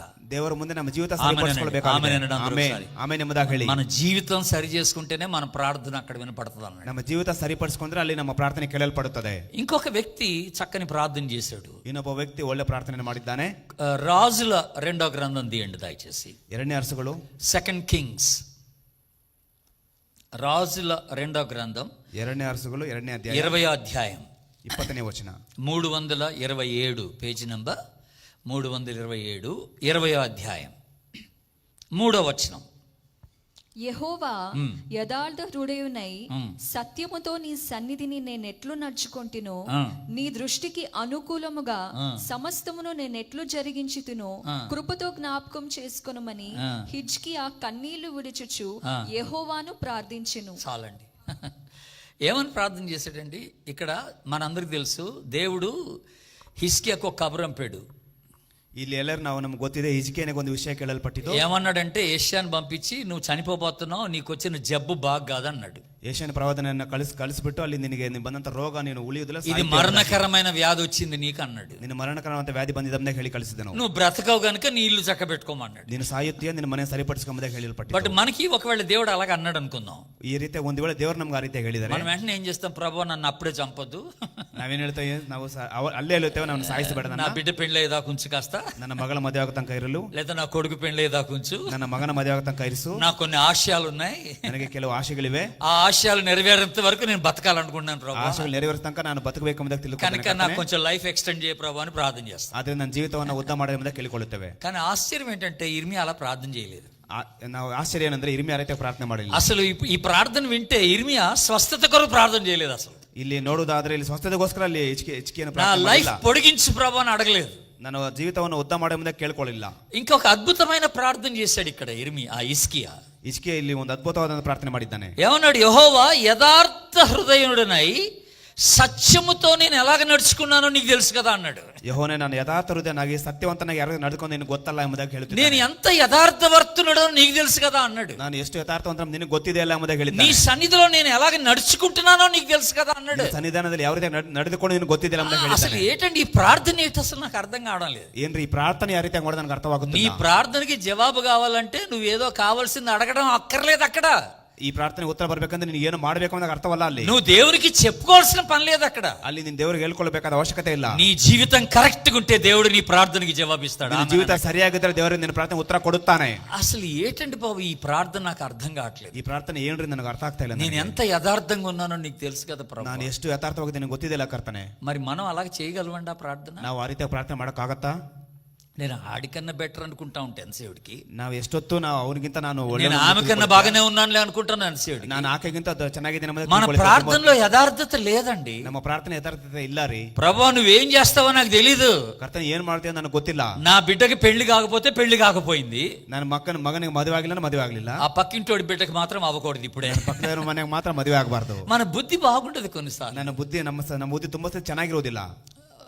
అమెరికా దేశంలోనంట కరెంట్ పోతే, ಅಮೆರಿಕ ದೇಶದಲ್ಲಿ ಆದ್ರೆ ಕರೆಂಟ್ ಹೋದರೆ వాళ్ళు వెంటనే ఏం చేస్తారంట, కరెంట్ ఆఫీస్కి ఫోన్ చేసి సార్ కరెంట్ పోయింది ఈ ఏరియాలో, మీరు వెంటనే చెక్ చేయండి అంటారంట. ಅವರು ಕರೆಂಟ್ ಆಫೀಸ್ಗೆ ಫೋನ್ ಮಾಡಿಬಿಟ್ಟು ಈ ರೀತಿ ಕರೆಂಟ್ ಹೋಗಿದೆ ಪರೀಕ್ಷೆ ಮಾಡಿ ಅಂತ ಕೇಳ್ಕೊಳ್ತಾರಂತೆ. జపాన్ దేశంలో కరెంటు పోతే ಜಪಾನ್ ದೇಶದಲ್ಲಿ ಕರೆಂಟ್ ಹೋದರೆ ఆడు వెంటనే ఆడి ఇంట్లోనే ఫ్యూజ్ అంతా తెరిచి చూసి అక్కడ ఏం పొరపాటు అయిందో ఆడే సెట్ చేసుకుంటాడంట అక్కడికక్కడే. ಅವ್ರ ಮನೆಯಲ್ಲಿ ಏನಾದ್ರೂ ಫೀಸ್ ಹೋಗಿದ್ರೆ ಅದು ಸರಿಪಡಿಸ್ಕೊಂಡು ಅವನೇ ಸರಿಪಡಿಸ್ಕೊಳ್ಳುತ್ತಾನಂತೆ. ఇండియాలో మన భారతదేశంలో కరెంటు పోతే, ನಮ್ಮ ಭಾರತ ದೇಶದಲ್ಲಿ ಕರೆಂಟ್ ಹೋದ್ರೆ మనం చేసే మొదటి పని అంటే అరే పక్కింటోడికి ఉందో లేదో చూడరా అంటాం. ನಾವು ಮಾಡೋ ಮೊದಲ ಕೆಲಸ ಅಂದ್ರೆ ಪಕ್ಕದ ಮೇಲೆ ಕರೆಂಟ್ ಇದೆ ನೋಡ ಮೇಲೆ అంటే నాకు లేకపోయినా పర్లేదు కానీ ఆడికి ఉండొద్దు అనమాట. అది సంగతి. ಅಂದ್ರೆ ಅರ್ಥವೇನೆಂದ್ರೆ ನನಗೆ ಇಲ್ಲದೆ ಇದ್ರೆ ಪರವಾಗಿಲ್ಲ, ಅವನಿಗೆ ಇರಬಾರದು. ఆడికి ఉండి నాకు లేకపోతే ప్రాబ్లం ఇక్కడ. ಅವನಿಗಿದ್ದು ನನಗಿಲ್ಲದೆ ಹೋದ್ರೆ ತೊಂದರೆ ಇಲ್ಲಿ. నాకు లేదు ఆడికి లేదంటే నేను హ్యాపీగా చీకట్లో పడుకుంటాను, నాకేం తొందర ನನಗೂ ಇಲ್ಲ ಅವನಿಗಿಲ್ಲ ಅಂತ ನನಗೆ ಏನ್ ತೊಂದರೆ ಇಲ್ಲ, ನೆಮ್ಮದಿಯಾಗಿ ನಿದ್ದೆ ಮಾಡ್ತಾನೆ. ఏంటండి వైఖరి, మన వైఖరి ఏంటండి అసలు ఇది? ಏನ್ರಿ ನಮ್ಮ ಪರಿಸ್ಥಿತಿ? అంటే ఎదుటోడు ఆశీర్వదించబడితే నువ్వు తట్టుకోలేవు. ಅಂದ್ರೆ ಎದುರು ಮನೆಯಲ್ಲಿ ನಿನಗೆ ಆಶೀರ್ವಾದ ಇದ್ರೆ ನೀನು ಒಪ್ಪುದು. ఆడు బాగుపడితే నువ్వు సంతోషంగా ఉండలేవు. ಅವನು ಒಳ್ಳೆಯವನಾಗಿದ್ರೆ ನೀನು ಸಂತೋಷವಾಗಿರು. నీ వైఖరి అలాగుంటే నీ ప్రార్థన దేవుడు వింటాడని నువ్వు ఎలాగనుకుంటావు? ನಿನ್ನ ಪರಿಸ್ಥಿತಿ ಯಾರಿಗಿದ್ರೆ ನಿನ್ನ ಪ್ರಾರ್ಥನೆ ದೇವರು ಯಾವತ್ತೇ ಕೇಳುತ್ತಾನೆ. నీ బుద్ధి మారకపోతే నీ ప్రార్థన దేవుని దగ్గరికి చేరదంటాడు. ನಿನ್ನ ಬುದ್ಧಿ ಬದಲಾಗದೆ ಹೋದ್ರೆ ನಿನ್ನ ಪ್ರಾರ್ಥನೆ ದೇವರ ಹತ್ರ ಸೇರುವುದಿಲ್ಲ. చాలా సూటిగా ఒక మాట బైబిల్, అంటే మన అందరికి తెలిసిన మాట ఇది. యెషయా గ్రంథంలో ఏమని చూడండి, 59వ అధ్యాయం, మన అందరికి తెలిసిందే. ದೇವರು ನಮಗೆ యెషయా గ్రంథం తీయండి. యెషయా గ్రంథం 59. ಯೆಶಾಯನು ಬರೆದ ಪ್ರವಾದನ ಗ್ರಂಥ 59ನೇ ಅಧ್ಯಾಯ 59 మొదటి 2 వచనాలు. రక్షింప నేరకయుండునట్లు యెహోవా హస్తము కురుచు కాలేదు, విననేరకయుండునట్లు ఆయన చెవులు మందము. ఆగండి ఒక నిమిషం అక్కడ ఆపండి. ఆ రక్షించకుండా ఉండడానికి ఆయన చేతులు పొట్టి కాలేదంట. అంటే he is not incapable of saving you. ಆತನ ನಿನ್ನ ರಕ್ಷಿಸಲಿಕ್ಕೆ ಆತನ ಕೈಲಿ ಆಗದೇ ಇರುವಂತದ್ದಲ್ಲ. అంటే నీకు ఒక మేలు చేయడానికి, నీకు సహాయపడటానికి ఆయన శక్తిహీనుడు కాడు అనే మాట జ్ఞాపకం చేస్తున్నాడు. ಅಂದ್ರೆ ನಿನಗೆ ಸಹಾಯ ಮಾಡಲು, ನಿನಗೆ ಕೃಪೆ ತೋರಿಸಲು ಆತನ ಶಕ್ತಿ ಇಲ್ಲ. అలాగే నీ ప్రార్థన వినకుండా ఉండడానికి ఆయన చెవిటి గలవాడు కాదని. ಆದ್ರೆ ನಿನ್ನ ಪ್ರಾರ್ಥನೆ ಕೇಳಲಿಕ್ಕೆ ಆತನ ಕಿವುಡನಲ್ಲ. ఆయన చెవులు మందం కాలేదు అంటున్నాడు ఇక్కడ. ಆತನ ಕಿವಿ ಇಲ್ಲಿ బట్ వచ్చిన ప్రాబ్లం ఏంటంటే, ఇప్పుడు ఆ తర్వాత మాట చదవండి. వచ్చిన ప్రాబ్లం ఏంటంటే ఇక్కడ ಇಲ್ಲಿ ಬಂದ ಸಮಸ್ಯೆ ಏನಂದ್ರೆ ಇಲ್ಲಿ ನೋಡಿ, మీ దోషములు మీకును మీ దేవునికి అడ్డముగా వచ్చెను. ఓకే, మీ పాపములు ఆయన ముఖమును మీకు మరుగుపరచెను గనుక ఆయన ఆలకింపక ఉన్నాడు అని. ఎందుకు నీ ప్రార్థన వినడం లేదంటే నీ దోషము నీ దేవునికి నీకు అడ్డుగా వచ్చింది. ಏನಕ್ಕೆ ಪ್ರಾರ್ಥನೆ ದೇವರು ಕೇಳುತ್ತೆ ಅಂದ್ರೆ ನಿನ್ನ ಪಾಪ ನಿನಗೂ ದೇವರಿಗೆ ಅಡ್ಡವಾಗಿ ಬಂದಿದೆ. నీ పాపం అడ్డుగా వచ్చింది, ನಿನ್ನ ಪಾಪ ಅಡ್ಡವಾಗಿ ಬಂದು ನಿಂತಿದೆ. ఇప్పుడు అర్థమవుతుందా మీకు మన ప్రార్థన ఎందుకు వింటలేదు దేవుడు? ಇವಾಗ ಅರ್ಥವಾಯ್ತಾ ನಿಮಗೆ? ನಮ್ಮ ಪ್ರಾರ್ಥನೆ ದೇವರು ಕೇಳುತ್ತಿಲ್ಲ ಎಂಬುದಾಗಿ. మన బ్రతుకు బాగాలేదన్నమాట, ನಮ್ಮ ಜೀವಿತ ಸರಿ ಇಲ್ಲ, ಆದ್ರಿಂದ నా ప్రవర్తన బాగాలేదన్నమాట, ನನ್ನ ವರ್ತನೆ ಸರಿ ಇಲ್ಲ, ಆದ್ದರಿಂದ నా జీవితం బాగాలేదన్నమాట, ನನ್ನ ಜೀವಿತ ಸರಿ ಇಲ್ಲ ಆತನ ಮುಂದೆ, నా అలవాట్లు బాగాలేవన్నమాట, ನನ್ನ ಅಭ್ಯಾಸಗಳು ಸರಿ ಇಲ್ಲ ಆತನ నా ಮುಂದೆ, మనసు బాగాలేదు, ನನ್ನ ಮನಸ್ಸು ಸರಿ ಇಲ್ಲ ಆತನ నా ಮುಂದೆ, వైఖరి బాగాలేదు, ನನ್ನ ವೈಖರಿ ಸರಿ ಇಲ್ಲ, నా సంబంధాలు సరిగా లేవు, ನನ್ನ సంబంధాలు సరిಯಾಗಿಲ್ಲ. ఇలాంటి బుద్ధి పెట్టుకొని దేవుని దగ్గరకు వస్తే దేవుడు నా ప్రార్థన ఎట్లా వింటాడండి? ಇಂಥ ಬುದ್ಧಿಯನ್ನು ಇಟ್ಟುಕೊಂಡು ದೇವರ ಹತ್ರ ಬಂದ್ರೆ ದೇವರು ನಮ್ಮ ಪ್ರಾರ್ಥನೆ ಯಾವತ್ತೇ ಕೇಳುತ್ತಾನೆ. కనుక ప్రార్థన కన్నా ప్రవర్తన ముఖ్యం సుమా. ಆದ್ರಿಂದ ಪ್ರಾರ್ಥನೆಗಿಂತ ವರ್ತನೆ ಮುಖ್ಯ ನನ್ನ ಸ್ನೇಹಿತರೆ. ఇంకొకటి, నేను ఈ మాట ఇలా ఇంత సూటిగా బైబిల్లో రాసి ఉంటాడా అని నేను అనుకోలేదు. ఈ మాట చదివిన తర్వాత నాకు తెలిసింది. యోహాను సువార్త చూడండి ఒకసారి. యోహాను బరెದ ಸುವಾರ್ತೆ ನೋಡಿ ಎಷ್ಟು ನಮಗೆ. యోహాను సువార్త 9వ అధ్యాయం. యోహాను సువార్త 9వ అధ్యాయం 31వ వచనం. దేవుడు పాపుల మనవి ఆలకింపడని ఎరుగుదుము. కరెక్ట్గా చదివావా? కరెక్ట్. ఇప్పుడు ఏమని చదివారమ్మా అక్కడ? దేవుడు ఎవరి మనవి ఆలకింపడు. ఏంటి ఇంత స్ట్రైట్గా, ఇంత డైరెక్ట్ మాట? పాపుల మనవి ఆలకింపడు అని ఎరుగుదాం కదా అని అన్నాడు ఇక్కడ. పాపుల మనవి ఆలకింపడు. ದೇವರ ಭಕ್ತಿಯಿಂದ ಪ್ರಾರ್ಥನೆಯನ್ನು ಕೇಳುವುದಿಲ್ಲ. ఇంకా అసలు దీనికి ఇంకా ఆన్సర్ ఏముంది మన దగ్గర? ಇಲ್ಲಿ ನಮಗೆ ಇಲ್ಲಿ ಉತ್ತರವೇನಿದೆ? ಇಲ್ಲಿ ఎందుకు దేవుడు నా ప్రార్థన వింటలేదంటే మన హృదయాన్ని మనం ఒకసారి పరీక్ష చేసుకోవడం బెటర్. ಏನಕ್ಕೆ ದೇವರು ನಮ್ಮ ಪ್ರಾರ್ಥನೆ ಕೇಳುತ್ತೆ? ನಮ್ಮ ಹೃದಯವನ್ನು ಒಂದ್ಸತಿ ನಾವು ಪರೀಕ್ಷೆ ಮಾಡ್ಕೊಳ್ಬೇಕು. ತುಂಬಾ ಒಳ್ಳೆಯದು. నీలో నువ్వు తొంగి చూసుకోవాలి ఒకసారి. ನಿನ್ನೊಳ್ಳೆ ನೀನು ಬಗ್ಗೆ ನೋಡಬೇಕಾಗಿದೆ. నీ బ్రతుకు ఎట్లుందో, ನಿನ್ನ ಜೀವಿತ ಯಾವ ರೀತಿ ಆಗಿದೆ, నీ బుద్ధి ఎట్లుందో, ನಿನ್ನ ಬುದ್ಧಿ ಯಾವ ರೀತಿ ಆಗಿದೆ, నీ ప్రవర్తన ఎట్లుందో, ನಿನ್ನ ವರ್ತನೆ ಯಾವ ರೀತಿ ಆಗಿದೆ, నీ సంబంధాలు ఎలాగున్నాయో, ನಿನ್ನ ಸಂಬಂಧಗಳು ಯಾವ ರೀತಿ ಆಗಿವೆ, నీ మాటలు ఎలాగున్నాయో, ನಿನ್ನ ಮಾತುಗಳು ಯಾವ ರೀತಿ ಆಗಿವೆ, నీ తలంపులు ఎలాగున్నాయో, ನಿನ್ನ ಯೋಚನೆಗಳು ಯಾವ ರೀತಿ ಆಗಿವೆ, దేవునికి ఇష్టమైనటువంటి యథార్థత నీలో ఉందో లేదో, ದೇವರಿಗೆ ಇಷ್ಟವಾದಂತ ಯಥಾರ್ಥತೆ ನೀನು ಇದೆಯಾ ಇಲ್ವಾ, నమ్మకమైన జీవితాన్ని జీవిస్తున్నావు లేదా, ನಂಬಿಗಸ್ತೆಯಾದ ಜೀವಿತವನ್ನು ಜೀವಿಸುತ್ತಿದೆಯಾ ಇಲ್ವಾ, శ్రేష్టమైన బుద్ధి నీకుందా లేదా, ಶ್ರೇಷ್ಠವಾದಂತ ಬುದ್ಧಿ ನಿನಗಿದೆಯಾ ಇಲ್ವಾ? ఇది చాలా అవసరం అండి, మనం ఆలోచన చేయాల్సింది. ಇದು ನಮಗೆ ತುಂಬಾ ಅವಶ್ಯಕತೆವಾಗಿದೆ. ఈ విషయంలో ఫస్ట్ మనం సరి చేసుకుంటే మన ప్రార్థన దేవుడు వింటాడండి. ಈ ವಿಷಯವನ್ನು ಮೊದಲು ನಾವು ಸರಿಪಡಿಸಿಕೊಂಡು ದೇವರು ನಮ್ಮ ಪ್ರಾರ್ಥನೆಯನ್ನು ಕೇಳುತ್ತಾನೆ. తర్వాత ఇంకొక మాట, యాకోబు పత్రికకు రండి దయచేసి. ಇನ್ನೊಂದು ಮಾತನಾಡೋಣ. ಯಾಕೋಬನ ಬರೆದ ಪತ್ರಿಕೆಗೆ ಬನ್ನಿ. హెబ్రీ పత్రిక తర్వాత యాకోబు పత్రిక. యాకోబు పత్రిక 4వ అధ్యాయం 4ನೇ ಅಧ್ಯಾಯ 212 పేజీ నంబర్ 3వ వచనం. 3ನೇ వచನ. మీరు అడిగినను మీ భోగముల నిమిత్తము వినియోగించుటకై దురుద్దేశముతో అడుగుదురు గనుక మీకేమీ దొరకుటలేదు. చూసారండి, అడిగేటప్పుడు ఎలాగుందంట, ఉద్దేశం బాలేదన్నాడు. ನಿಮ್ಮ ಅಭಿಪ್ರಾಯ ಸರಿ ಇಲ್ಲ, ಆದ್ರಿಂದ ದೇವರ నీ ಪ್ರಾರ್ಥನೆ ఉద్దేశం బాలేదురా బాబు అన్నాడు. ನಿನ್ನ ಉದ್ದೇಶ ಸರಿ ಇಲ್ಲ, ಅದಕ್ಕೆ ಪ್ರಾರ್ಥನೆ ಕೇಳುತ್ತಿಲ್ಲ. కనుక కొన్నిసార్లు మనం ఏంటంటే వాళ్ళకొద్దు కానీ నాకు ఈ ప్రభు అంటాం. ಅದರಿಂದ ನಾವು ಪ್ರಾರ್ಥನೆ ಮಾಡುವಾಗ ಅವನಿಗಿದೆ ಅದು ನನಗೆ ಕೊಡು, లేకపోతే వాళ్ళకన్నా ఒక బెటర్ స్థితి నాకు కలగజేయమంటాం. ಅದರಿಂದ ಬೇರೆಯವನಿಗಿಂತ ನನ್ನ ಒಳ್ಳೆ ಸ್ಥಿತಿಯಲ್ಲಿ ಇಡುವ ಮೊದಲು ನಾವು ఇది ಕೇಳಿಕೊಳ್ಳುತ್ತೇವೆ. మంచి ఉద్దేశం కాదన్నాడు. ಇದು ಒಳ್ಳೆ ಉದ್ದೇಶ ಅಲ್ಲ ಮೊದಲು ದೇವರು ಹೇಳುತ್ತಿದ್ದಾನೆ. నీ ఉద్దేశాలు మార్చుకోవాలా. ನಿನ್ನ ಉದ್ದೇಶಗಳು ಬದಲಾಗಬೇಕು. దేవుని ఎదుట నీ ఉద్దేశం కరెక్ట్గా ఉండాలా. ದೇವರ ಮುಂದೆ ನಿನ್ನ ಉದ್ದೇಶಗಳು ಸರಿಯಾಗಿರಬೇಕು. ప్రార్థన చేసేటప్పుడు దేవుడు ఉద్దేశాలు చూస్తాడు అనమాట. ಪ್ರಾರ್ಥನೆ ಮಾಡುವಾಗ ದೇವರು ನಮ್ಮ ಉದ್ದೇಶಗಳು ನೋಡುತ್ತಾನೆ. హిస్కియా ఉద్దేశాన్ని దేవుడు చూశాడు. ಹಿಜ್ಕೀಯನ ಉದ್ದೇಶವನ್ನು ದೇವರು ನೋಡಿದನು. స్వస్థత కొరకు అడగలేదు ఆయన. ಸ್ವಸ್ಥತೆಗೋಸ್ಕರ ಆತನ ಕೇಳಿಕೊಳ್ಳಲಿಲ್ಲ. లైఫ్ ఎక్స్టెన్షన్, నా యొక్క జీవిత పొడిగింపు అడగలేదు ఆయన. ನಾನು ಜೀವಿತವನ್ನು ಉದ್ದ ಮಾಡುವ ದೇವರನ್ನು ಕೇಳಿಕೊಳ್ಳಲಿಲ್ಲ. నేను నీ ఎదుట ఎలాగున్నానో నీకు తెలుసు కదా ప్రభు అన్నాడు. ನಾನು ನಿನ್ನ ಮುಂದೆ ಯಾವ ತೆಗೆದಿನ ಕರ್ತನೆ ನಿನಗೆ ಗೊತ್ತಲ್ಲ ಎಂಬುದಾಗಿ ಕೇಳಿದನು. అడగకుండానే దేవుడు 15 సంవత్సరాల ఆయుష్ని పొడిగించాడు. ಕೇಳಿಕೊಳ್ಳದೇನೆ ದೇವರು 15 ವರ್ಷ ಆಯುಸ್ಸನ್ನು ಹೆಚ್ಚಿಸಿದನು. దేవుని స్తోత్రం చెప్పండి, హల్లెలూయా. ದೇವರಿಗೆ ಸ್ತೋತ್ರಗಳನ್ನ ಒಂದ್ಸತಿ అసలు అడగలేదు, స్వస్థపరచమని అడగలేదు ఆయన. ಸ್ವಸ್ಥ ಮಾಡ್ಬೇಕಂದ್ರೆ ಕೇಳಿಕೊಳ್ಳಲಿಲ್ಲ. బట్ దేవునికి ఇష్టమైంది ఆ ప్రార్థన. ಆದ್ರೆ ದೇವರಿಗೆ ಆ ಪ್ರಾರ್ಥನೆ ಇಷ್ಟವಾಯಿತು. ఆయన జీవితం దేవునికి ఇష్టమైంది. ಆತನ ಜೀವಿತ ದೇವರಿಗೆ ಇಷ್ಟವಾಯಿತು. ఆ క్షణంలో అప్పటికప్పుడు దేవుడు తనకేదో మేలు చేయాలనుకున్నాడు అంతే. ಆ ಕ್ಷಣದಲ್ಲಿ ದೇವರು ಅವಾಗಲೇ ದೇವರು ಒಳ್ಳೇದು ಮಾಡ್ಕೊಂಬಂದಕ್ಕೆ ನೆನೆಸ್ಕೊಂಡನು. వెంటనే తనకి స్వస్థతనిచ్చి ఆయుష్ని 15 సంవత్సరాలు ಅಲ್ಲಿ పొడిగించాడు. ತಕ್ಷಣವೇ ಆತನಿಗೆ ಸ್ವಸ್ಥತೆ ಮತ್ತು ಆಯುಷ್ ಹೆಚ್ಚಿಸಲಾಯಿತು. అందుకనే బైబిల్లో కూడా చక్కని మాట ఉంది. అదేంటంటే ఇప్పుడు మనం యాకోబు పత్రికలో ఉన్నాం కనుక 5వ అధ్యాయం చూడండి, అక్కడ 16వ వచనం. 5వ అధ్యాయం 16వ వచనం. ಇನ್ನೊಂದು ಒಳ್ಳೆ ಮಾತು ನೋಡೋಣ. ಯಾಕೋಬ ಬರೆದ ಪತ್ರಿಕೆ 5ನೇ ಅಧ್ಯಾಯ. మీ పాపములను ఒకనితోనొకడు ఒప్పుకొనుడి. ఓకే. మీరు స్వస్థత పొందినట్లు ఒకని కొరకు ఒకడు ప్రార్థన చేయుడి. ఓకే.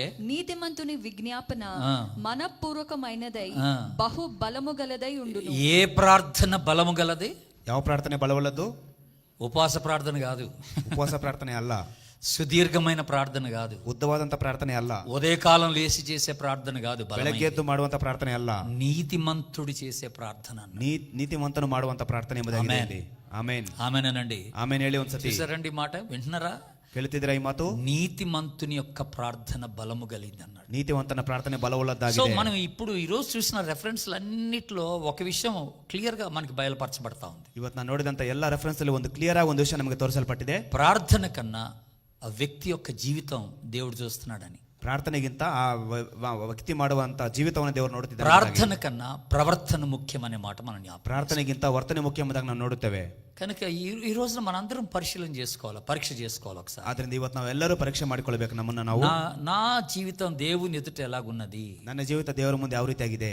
నేను ఇష్టమైన, దేవునికి ఇష్టమైన జీవితాన్ని జీవించగలుగుతున్నాను. ದೇವರಿಗೆ ಇಷ್ಟವಾದ ಜೀವನವನ್ನು ನಾನು ಜೀವಿಸುತ್ತಿದ್ದೇನಾ? పౌలు గారు ఈ మాట అన్నాడు చక్కగా. ಪೌಲನು ಈ ರೀತಿಯಾಗಿ ಒಳ್ಳೆ ಮಾತಲ್ಲಿ ಹೇಳಿದ್ದಾನೆ. దేహమందునను దేహమును విడిచినను ఆయనకి ఇష్టమై ఉండవలనని మిగుల అపేక్షించుచున్నామని. ನಾವು ದೇಹದಲ್ಲಿ ಇದ್ದರೂ ದೇಹದ ಇಲ್ಲದೇ ಇದ್ದರೂ ಕೂಡ ದೇವರಿಗೆ ಇಷ್ಟವುಳ್ಳವರಾಗಿ ಜೀವಿಸಬೇಕೆಂಬ ಆಸೆ ಪಡ್ತೇನೆ ಎಂಬುದಾಗಿ ಹೇಳಿದ್ದಾನೆ. ఆ ఆశ మనకుందా?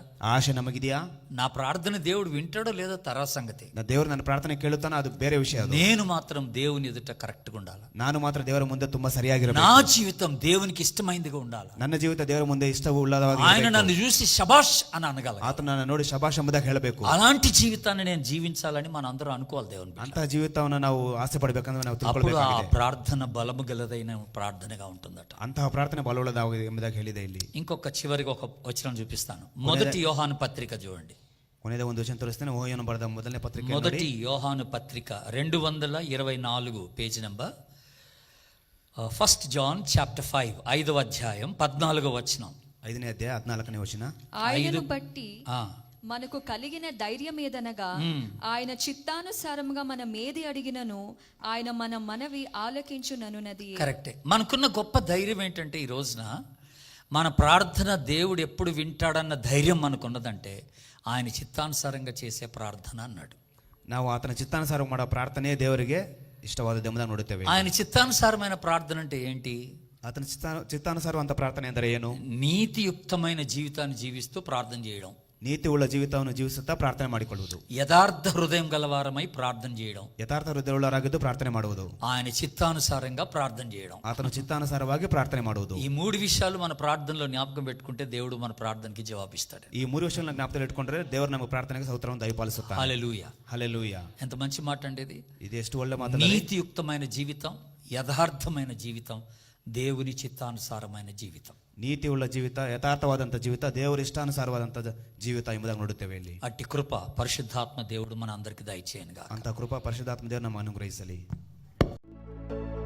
Hi, thanks for watching. I hope you were blessed by the sermon. If this message touched your heart, please share your thoughts in the comments and don't forget to subscribe. Tune in every Sunday at 7 p.m. on my channel. In Christ, your brother, Jenny.